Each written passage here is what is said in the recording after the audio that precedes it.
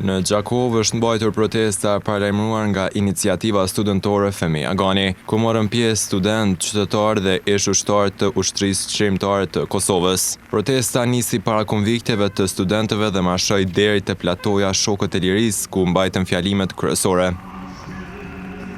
Para të pranishmeve foli kryetarja e iniciativës studentore Alma Alia, e cila tha se studentët do të vazhdojnë ta ngrisin zërin për drejtësi.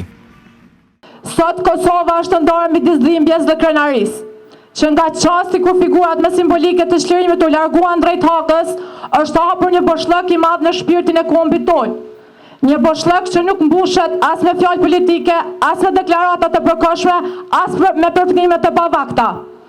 Është një zbrastim morale, një plagë kombëtare, sepse nuk është e lehtë kur populli shes se njerëzit që e mbrojtën këtë vend, që luftuan kundër gjenocidit, që i dalën zot Kosovës kur ai ishte në buzë të shuarjes.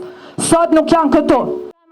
Ajo shtoi se procesi ndaj krerëve të UÇK-s po perceptohet si pa drejtë dhe se të rinjt kanë detyrim moral të mbrojnë identitetin dhe vlerat e luftës.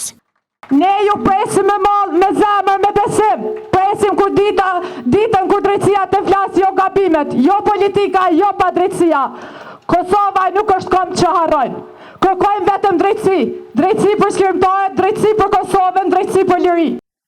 Në fund të protestës, organizatorët paralajmëruan se do të ketë edhe tubime të tjera kundër mbajtjes së krerëve të UÇK-s në Hag.